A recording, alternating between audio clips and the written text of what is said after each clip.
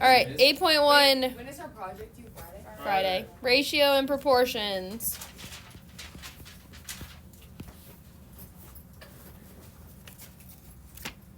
I feel like they need S's on them. All right, so the first ones are basically how we started out. They say simplify the ratio. So number 10, we have 16 students to 24 students. So we don't have to keep the units. The units are on there initially for us to make sure that they match. These do, so then I'm just simplifying them like I would simplify a normal fraction. So what would this simplify to? Yes. So if you were to take out a 4, then we would get 4 over 6, and then we'd have to reduce again. So you're reducing it as far as you can. Okay. Now if you notice that it was like you could take out an 8 of each thing, then obviously we'd go straight to 2 over 3. But just make sure you reduce it all the way down as simple as possible. Number 14, they give us a picture, not drawn to scale, 16 millimeters and 20 millimeters. So we're always, not that it really matters, however, they tell us to do width to length. Width is always going to be your smaller. So this would be 16 millimeters over 20 millimeters, which then reduces to 4 over 5.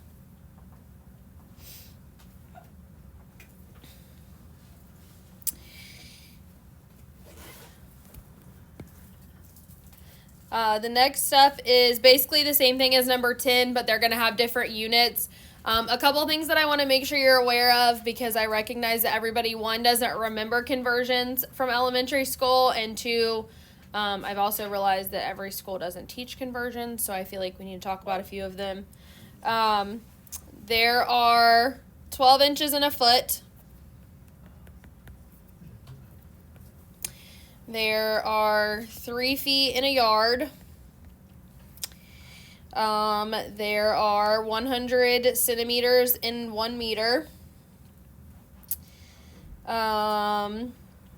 There are 1,000 grams in 1 kilogram. There are 5,280 feet in 1 mile. And then there are 16 ounces in 1 pound. I think those are the main ones that you need. Which one's the yard to mile conversion? Is it like 300? Yards are 1,760, I think. Let me make sure. Whatever that is divided by 3. Oh no, I knew it had a 7. Whatever that 101 is divided Yeah. by 3. 1,760 yards in 1 mile. Yeah. I don't necessarily know if you need that one for the problems, but I think that should pretty much cover it. If you see like kilometers or kilograms or anything, that's 1,000. I could never do that one. The 1,760 yards in a mile. That's like I feel like that's like the hardest one to remember. I don't know why, but I mean, if you remember, feet is divided by 3. yeah.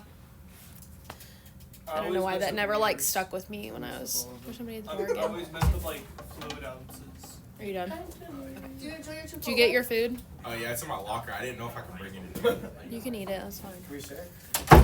Nah, I'll just eat it like on the way to Coach Hunter's class. You're gonna eat the whole bowl in 5 minutes? Oh, I started eating it. Oh. She got mad at me because I was eating it and I was done with my test. I was just sitting there and she was like, Anthony Hopkins, why are you not doing your test? There's food crumbs all over your chest. Okay. 60 centimeters to 1 meter. So the first thing I need to do is I need to convert. I would strongly encourage that you convert the meters to centimeters, because if you do centimeters to meters, you're going to end up with decimals and you're going to be really confused. One of the conversions we're going to use will be millimeters. Question 14 has millimeters. Are you posting this on YouTube? Are you actually? Yeah, well, they're both in millimeters, so you don't need that one. Yeah. I'm subscribed. I guess I can. All right. Are you subscribed? So this would be 60 centimeters over 1 meter is 100 centimeters. Okay, that was one of the conversions I gave you. So 60 over 100. So this reduces to. 3 over 5. So just another little thing here that hopefully you've seen this before. But if you have stuff that ends in a 0, you can cross those out, which would give us 6 over 10, which then would reduce to 3 over 5. Hopefully stuff like that helps you a little bit. 20. 2 miles and over 3,000 feet. Now, I had to catch myself earlier when I did this problem because notice it's 2 miles, it's not just 1. And so when you're looking at this, you have to make sure you multiply by 2. So what I would suggest is that you say 2 times, there's 5,280 feet in a mile, so 2 times 5,280, and then over the 3,000. Both things are in feet. So this ends up giving us 10,560 over 3,000. At this point, I'd cross out my zeros, and then essentially you're just going to have to kind of work this down. I basically would just start dividing by 2 and seeing what happens until I get down far enough. So if I divide that by 2, on the bottom I'd have 150. On the top, 528.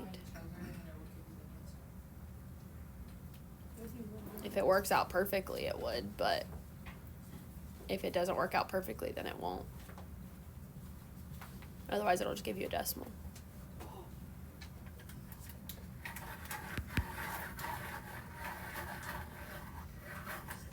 So I would just keep basically working my way down, but that's up to you how you want to do it. So divide by 2. And obviously you have a calculator, so you can kind of use this to help you. 528, 264. Is that right? I feel like that number's not right.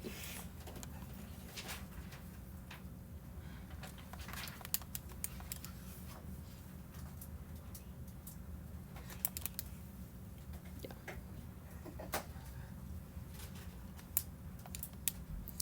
And then both of these can't be divided by 2, but I'm going to try 3 because I know that one's divisible by 3. That would be 88. So then I'd have 88 over 25. And I think that's as far as I can go. 8 and 11. Yeah. So that would be as far as you can go. Now, with your calculator, you can obviously work it down without having to write every single step. I could have divided by 4 here and gotten to it a little bit quicker. But when in doubt, if they're even numbers, you can always divide by 2 and just work your way down that way. This is the hardest one, in my opinion, in here. So,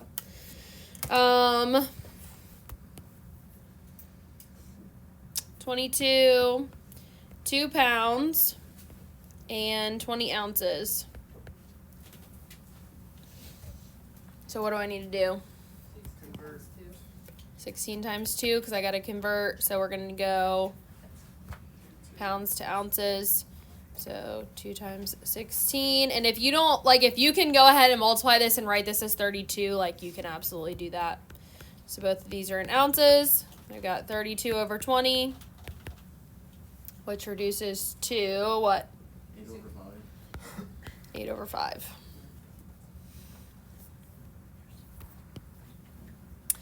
All right, jumping into solving proportions now. 34. I've got y over 8 is equal to 9 over 10. So if my variable's on top, I kind of mentioned this as we walked through the PowerPoint, but if the variable's on top, then I wouldn't do anything other than just multiply both sides by whatever the denominator over here is to get my variable by itself. So those are going to cancel. I'm left with y. And so then I have 9 times 8, so 72 over 10. And what would that reduce to? 7.2. got to be a fraction, no decimals. 6/5. How much? Oh, I don't know why I thought you said 6/5, and I was like, definitely not that. 36/5, yep.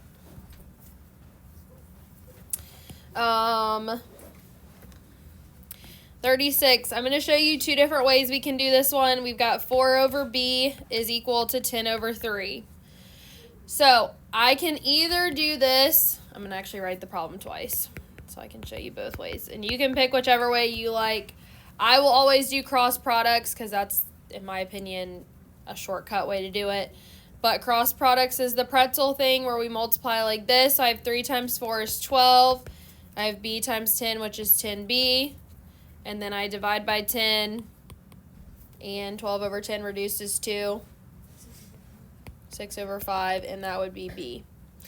The way that your book uses the, what did it call it? The reciprocal property. Yeah, the reciprocal property. If I have two fractions that are equal to each other, I can flip both of them. And so they did b/4 is equal to 3/10. And then they multiply by 4. And then they get b is 12/10, which then reduces to 6/5. So you can do it either way. I will typically do what's in blue, but if you want to do the way that it's in red, you can also do that. Okay.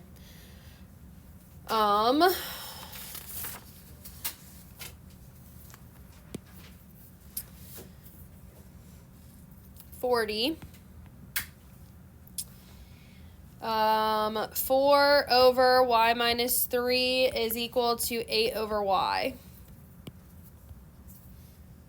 So, with one like this, there's really no option other than for us to do cross products. So we're multiplying around the pretzel. So I have 4 times y over here. And then on this side, this has to be distributed. So I have 8 times y minus 3.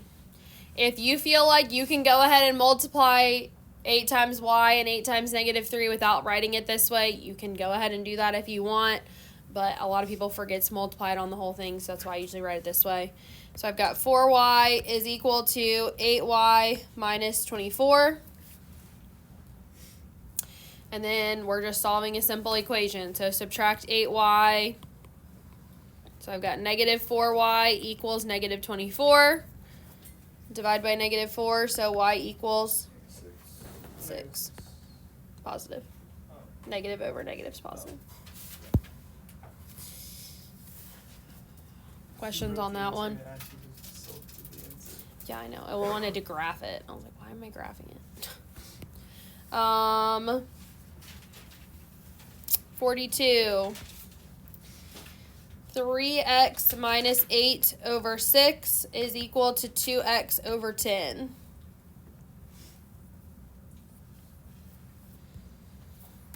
So again, this one is just obviously in reverse, but I'm still going to do my pretzel. So I have 10 times 3x minus 8 is equal to 6 times 2x would be 12x.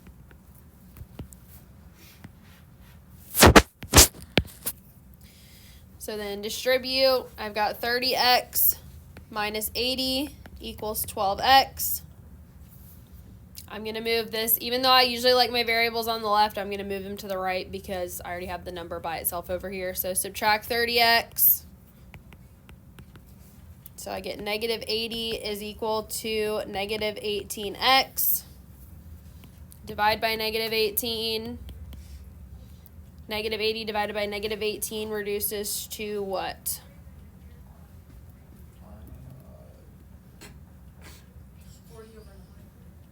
Yep, positive 40/9.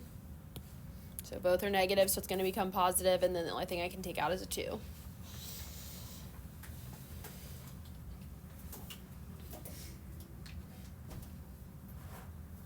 One more of these ones, and then we have 2 other problems, and then we'll be done. 44. 4/2z plus 6 is equal to 10/7z minus 2. So, I'm going to do the pretzel. So, I've got 4 times 7z minus 2 is equal to 10 times 2z plus 6. So I'm multiplying across. Now I'm going to have to distribute both things. So I've got 28z minus 8 is equal to 20z plus 60. All in one step, just to not have to write the whole thing over again, I'm going to subtract the 20z from the right over here to the left. And at the same time, I'm going to add the 8 from the left to the right. So I have 28 minus 20, so that's going to be 8z is equal to 60 plus 8 is 68. Divide by 8, z equals 68 over 8, which reduces to 17 over 2. All right, any questions on those? Hopefully that's a review of algebra for you. The last ones give us a shape, so I'm going to do one rectangle and one triangle, and we're going to be essentially finding the ratio of the width to the length for the triangle and then of the sides for, or I don't know what I just said. Width to length for the rectangle and then the sides for the triangle. So 46, we have a rectangle. E, F, G, H. And then they tell us that EF to FG is 4 to 5. And EF is Y plus 7 and GF is 40. So the way we're going to do this is we're going to take EF to FG is 4 to 5, so that means that I'm going to take EF, which is Y plus 7, and I'm going to write that over FG, which is 40, is, so it's equal to, and then this is 4 to 5, so this is 4 over 5. And then at this point, I can either do the pretzel thing, since only one variable's here. If I want to, I can just multiply by 40 on both sides. First, instead of multiplying this, I honestly probably would say 5 goes into 40 how many times? 8. And so then I would have Y plus 7 is equal to 32. Subtract 7. So Y equals, not 35, 25. And that would be how you solve those ones. So this is just applying what we just did mathematically in the previous problems, basically. And then one more with a triangle. It's going to work the same way. Just a triangle instead of a rectangle. 56. WX to XV is 5 to 7. So we have our triangle. That is not what it looks like, but we're just going to roll with it. V, W, and X. This is 2K, and this is K plus 2.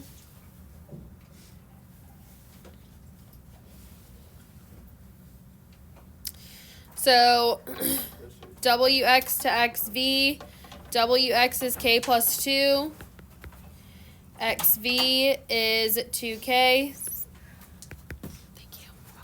Is equal to 5 to 7, so that's 5 over 7. Now this one I'm going to have to do cross products on. So I would have 7 times K plus 2 is equal to 10K.